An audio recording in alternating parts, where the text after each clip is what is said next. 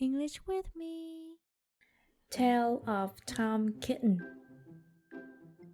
Once upon a time, there were 3 little kittens, and their names were Mittens, Tom Kitten, and Moppet. They had dear little fur coats on their own, and they tumbled about the doorstep and played in the dust. But one day, their mother, Mrs. Tabitha Twitted, expected friends to tea. So she fetched the kitten doors to wash and dress them before the fine company arrived. First, she scrubbed their faces. This one is Moppet. Then she brushed their fur. This one is Mittens. Then she combed their tails and whiskers. This is Tom Kitten. Tom was very naughty, and he scratched. Mrs. Tabitha dressed Moppet and Mittens in clean pinafores and tuckers, and then she took all sorts of elegant, uncomfortable clothes out of the chest of drawers in order to dress up her son, Thomas. Tom Kitten was very fat, and his head groaned. Several buttons burst off. His mother sewed them on again. When the 3 kittens were ready, Mrs. Tabitha unwisely turned them out into the garden to be out of the way while she made hot buttered toast. Now, keep your frocks clean, children. You must walk on your hind legs. Keep away from the dirty ash pit, and from Sally Henny Penny, and from the pigsty and the puddle ducks. Moppet and Mittens walked down the garden path unsteadily. Presently, they trod upon their pinafores and fell on their noses. When they stood up, there were several green smears. "Let us climb up the rockery and sit on the garden wall," said Moppet. They turned their pinafores back to front and went up with a skip and a jump. Moppet's white chuckles fell down into the road. Tom Kitten was quite unable to jump when walking upon his hind legs in trousers. He came up the rockery by degrees, breaking the ferns and shedding buttons right and left. He was all in pieces when he reached the top of the wall. Moppet and Mittens tried to put him together.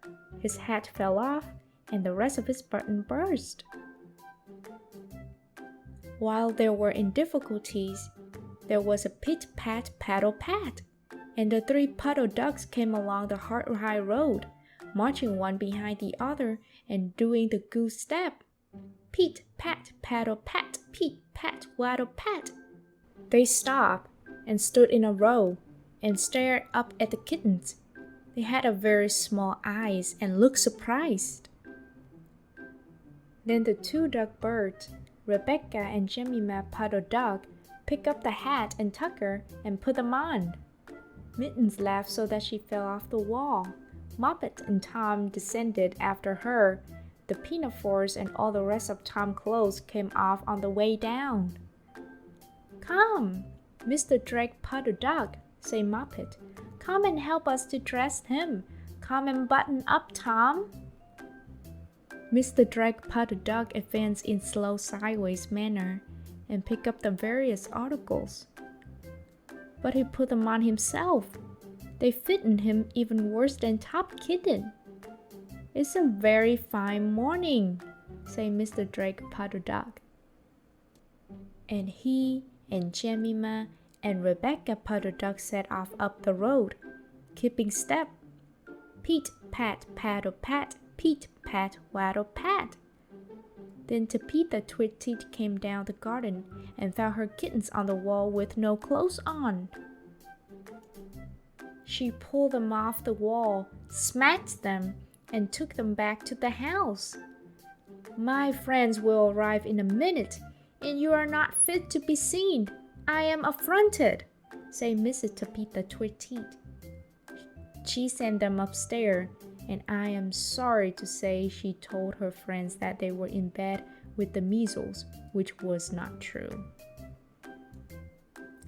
Quite the contrary, they were not in bed, not in the least.